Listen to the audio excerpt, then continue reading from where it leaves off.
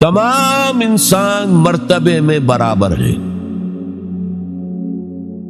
پیدائشی طور پر کوئی انسان افضل نہیں، کوئی ارذل نہیں، کوئی اونچا نہیں، کوئی نیچا نہیں۔ پیدائشی طور پر اونچ نیچ ہوگی، وہ ہوگی ایکوائرڈ کریکٹرز کی وجہ سے، جو آپ نے حاصل کیا۔ آپ نے علم زیادہ حاصل کیا، آپ کی ایک عزت ہو جائے گی۔ آپ میں تقوی زیادہ ہے، خدا ترسی زیادہ ہے، آپ کی عزت کی جائے گی۔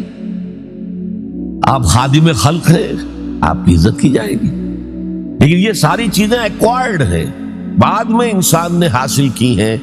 پیدائشی طور پر کوئی انسان اونچا نہیں، کوئی انسان نیچا نہیں۔ یہ بڑا انقلابی پیغام ہے قرآن کا، اور یہ سمجھیے کہ پورے عالم انسانیت کے لیے، میں ابھی گواہی بھی آپ کے سامنے پیش کروں گا کہ اس عالم انسانیت میں پہلی مرتبہ یہ پیغام اسلام نے دیا۔ چنانچہ میں نے آیت آپ کو سنائی، یا ایھا الناس، یا ایھا الذین آمنوا نہیں، اے لوگو، انا خلقناکم، ہم نے ہی تم سب کو پیدا کیا، وجعلناکم شعوبا وقبائل، اور تمہیں قوموں میں اور قبیلوں میں تقسیم کر دیا۔ تمہاری رنگتیں مختلف ہیں، تمہارے ناک نقشے مختلف ہیں، تمہاری بولیاں مختلف ہیں۔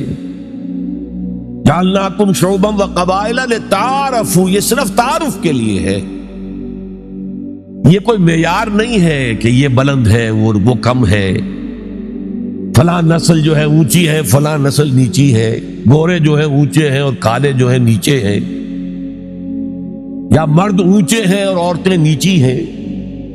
پیدائشی طور پر تمام انسان بالکل مساوی۔ اس اصول پر ہم نے بھی زیادہ غور نہیں کیا ہے۔ آپ جس معاشرے میں ہیں، یہاں پیدائشی طور پر برہمن اونچا ہے، شودر تو نیچا ہے۔ ویسے کوشش ہو رہی ہے، معاشرتی سطح پر کوشش ہو رہی ہے، قانونی سطح پر کوشش ہو رہی ہے کہ ان تصورات کو ختم کیا جائے۔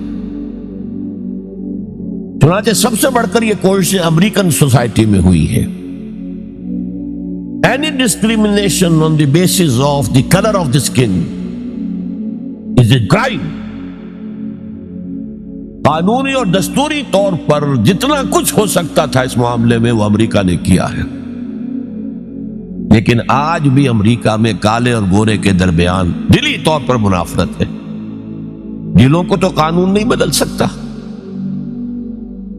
قانون تو آپ کے ظاہر پر حکمرانی کر سکتا ہے، اور میں سمجھتا ہوں کہ یہ کریڈٹ دیا جانا چاہیے۔ انہوں نے غلامی کے خاتمے کے لیے جنگ لڑی،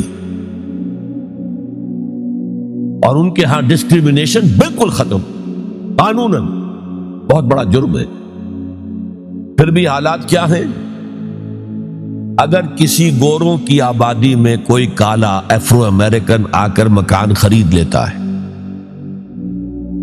تو اس آبادی میں جائیداد کی قیمت ایک دم گر جاتی ہے۔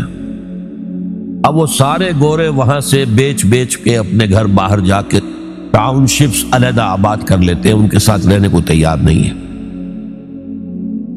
کون سا قانون روکے گا انہیں اس سے کہ آپ اپنا مکان نہیں بیچ سکتے، آپ کو یہیں رہنا پڑے گا؟ یہ تو کوئی بات نہ ہوئی۔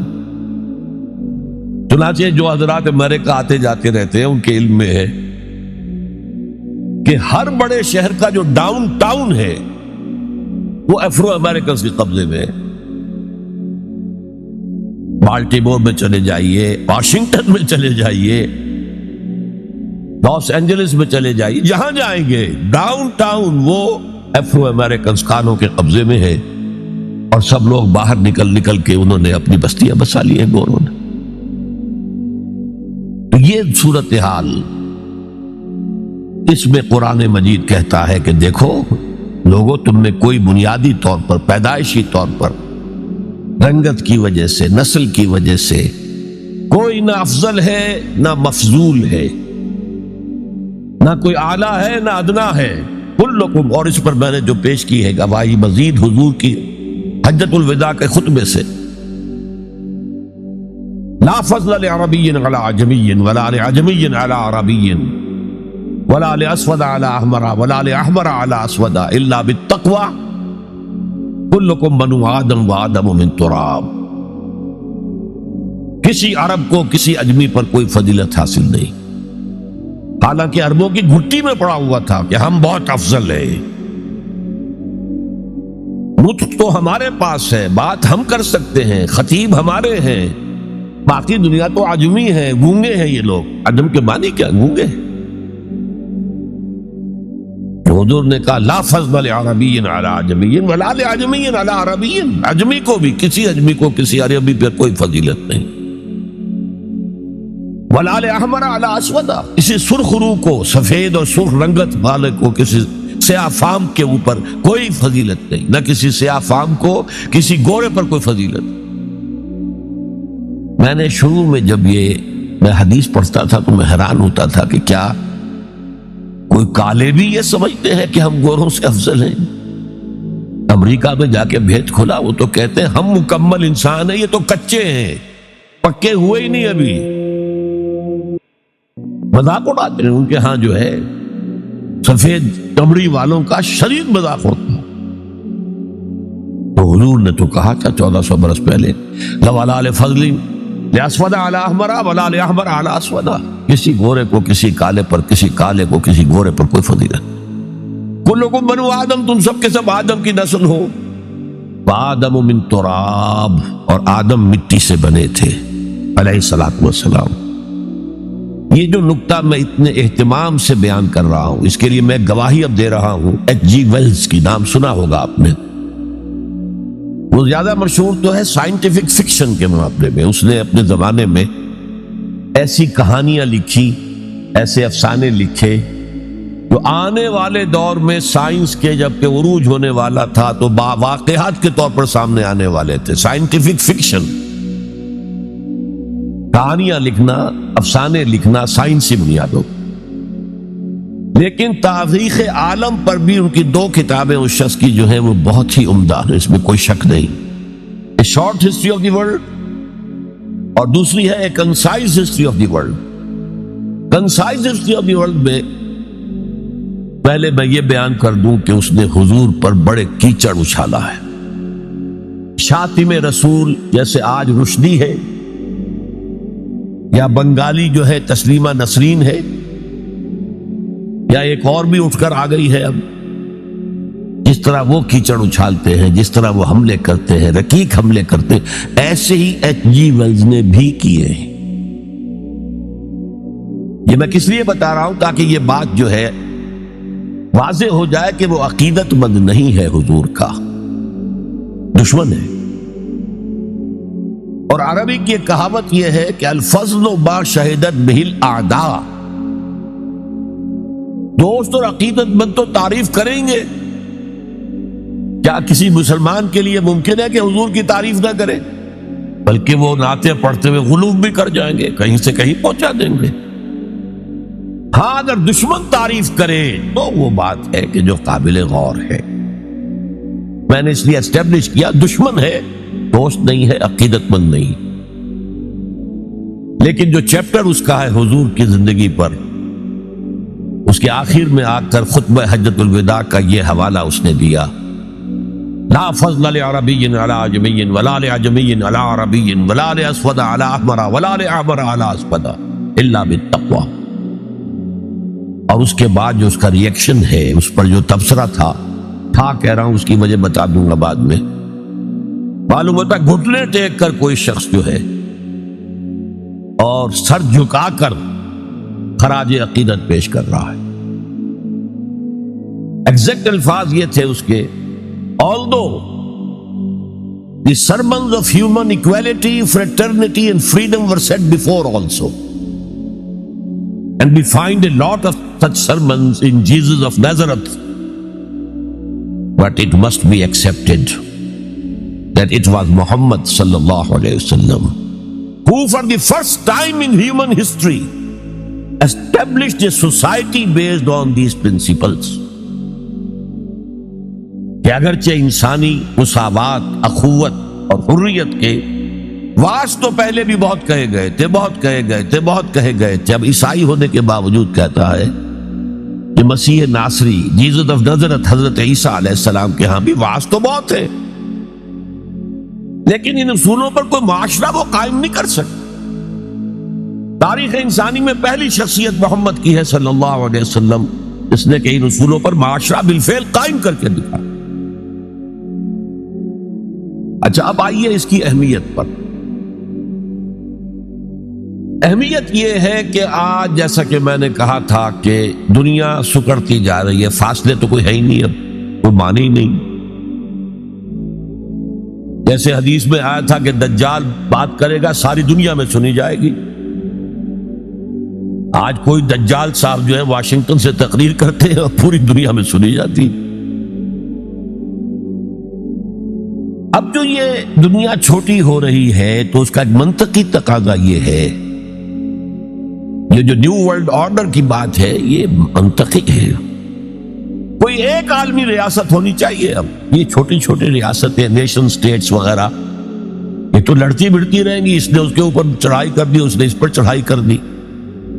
تو ایک کوئی عالمی ریاست، گلوبل سٹیٹ قائم ہونی چاہیے. لیکن اس کے لیے بنیاد کہاں سے لائیں؟ انسانوں کو جوڑیں کیسے؟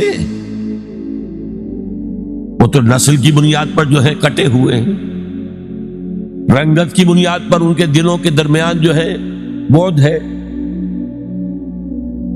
انسانیت کو ایک کرنے والی یا ایک ڈوری میں پرونے والی شے کون سی ہے؟ کون سی ڈوری ہے؟ دیکھیے، انہی حالات کا تقاضا تھا لیگ آف نیشنز قائم ہوئی تھی. لیکن چونکہ سارے فاصلے جو ہے خارج میں کم ہوئے ہیں، دلوں کے فاصلے جو کہ تو برقرار ہے، ناکام ہو گئی، ختم ہو گئی. اقبال نے اس کی موت کی پیشن گوئی کی تھی، بیچاری کئی روز سے دم توڑ رہی ہے، ڈر ہے خبر بد نہ میرے منہ سے نکل جائے. تقدیر تو مبرم نظر آتی ہے وہ، لیکن پیران کلیسا کی دعا ہے کہ یہ ٹل جائے، کسی طرح لیگ آف نیشنز باقی رہ جائے. ختم ہو گئی. اب یونائٹڈ نیشنز ہے، بالفعل ختم ہو چکی. سپر پاورز کے مفادات کے تحت. اور اب تو وہ سپر پاورز بھی دو نہیں، سپریم پاور جو ہے وہ یونائٹڈ نیشنز کی اکثریت روکنا چاہے وہ نہیں رکتی. عراق پر حملے کے معاملے میں کون ساتھ تھا ان کے؟ بائی پاس کیا، دفاع ہو جاؤ، ہمیں کوئی حیثیت زبریت نہیں تمہاری. تو یہ بھی دم توڑ رہی ہے. یونائٹڈ نیشنز کا وجود کیا رہ جائے گا؟ بیچاری کئی روز سے دم توڑ رہی ہے. یہ عراق پر حملے کے ساتھ جو ہے اس کا دم جو ہے عالم نزاع شروع ہو چکا ہے. ڈر ہے خبر بد نہ میرے منہ سے نکل جائے. تقدیر تو مبرم نظر آتی ہے، تو اٹل نظر آتا ہے کہ یہ فیل ہو جائے گا، ادارہ ختم ہو جائے گا. پیران کلیسا کی دعا ہے کہ یہ ٹل جائے، وہاں دعائیں ہو رہی ہے کہ ابھی یہ برقرار رہے. اس پس منظر میں قرآن دو بنیادیں دیتا ہے کہ جو تمام انسانوں کو جوڑنے والی. ایک وحدت الہ، وحدت خالق. تم سب کا خالق ایک ہی ہے، اللہ. اب ایوولوشن کی تھیوری ماننے والے کیسے مانیں گے کہ کوئی ایک اللہ ہے، کوئی ایک خالق ہے؟ تو نہیں مان سکتے. نمبر دو، تم سب ایک ہی جوڑے کی اولاد ہو. یا ایھا الناس انا خلقناکم، اے تمام انسانوں ہم نے تم سب کو پیدا کیا. وحدت خالق، وحدت الہ، اس پر سب جڑ جائیں گے آپس میں. ہندی ہو، چینی ہو، پاکستانی ہو، ایرانی ہو، امریکی ہو، کالے ہو، گورے ہو، پیلے ہو، سب اللہ کی مخلوق. اگر دل میں اللہ پر یقین ہے تو یہ پھر سارے جو فرق ہیں ایویپوریٹ ہو جائیں گے. ایک کالے حبشی کو جس کے گھنگریا والے بال تھے، ہونٹ موٹے موٹے تھے، شین ادا نہیں کر سکتا تھا، اشہدو نہیں کہہ سکتا تھا، اشہدو کہتا تھا. بلال اور حضرت عمر فاروق جو اسلام سے پہلے بڑے نیشنلسٹ تھے، اپنی قرشیت پر فخر، اپنے خاندان پر فخر. اور وہ عمر فاروق جبکہ وہ خلیفہ تھے، حضرت بلال کا نام نہیں لیتے تھے سیدنا کے بغیر، سیدنا بلال، سیدنا بلال، سیدنا بلال۔ حضرت ابو بکر کے بارے میں فرماتے ہیں ابو بکر سیدنا وآتق سیدنا، ابو بکر خود بھی ہمارے سردار ہیں، انہوں نے ہمارے سردار کو آزاد کرایا تھا خرید کر۔ تو یہ فرق تو جب تک کہ آپ اللہ پر ایمان نہ رکھتے ہو تو کوئی بنیاد ہی نہیں ہے۔ ہمارے ان کے درمیان کیا بنیاد ہے؟ پتہ نہیں کون سے قسم کے بندروں کی اولاد جو ہے ہندوستان میں بس رہی ہے اور کون سے قسم کے شمپینزیز کی اولاد جو ہے وہ کہیں اور بس رہی ہے، ان کا تو کوئی رشتہ آپس میں ہے ہی نہیں۔ پھر یہ کہ وحدت آدم و حوا، انا خلقناکم، نمبر 1 من ذکر و انثی، ایک مرد اور ایک عورت سے پیدا کیا۔ تو ایک تو اخوت دینی ہے، اخوت اسلامی ہے، وہ تو بڑی اونچی بات ہے۔ اخوت انسانی، تمام انسان۔ اب آپ فرمائیے حضرت حوا کے رحم پر جا کر تمام انسان ایک نہیں ہو جائیں گی؟ والدہ کے رحم کے اعتبار سے بہن بھائی جو ہیں وہ بھائی بھائی اور بہنیں ہیں، دادی کے اس پر جائیے تو وہ ایک بڑا کنبہ وجود میں آ جائے گا، چچا تائے کی ساری اولاد اس میں مل جائے گی، اور اسی طریقے سے خالاؤں کی اور پھپھیوں کی اولاد شامل ہو جائے گی، اس سے آگے جائیے، اس سے آگے جائیے، سب جا کر آدم اور حوا پر جمع ہو جائے گی۔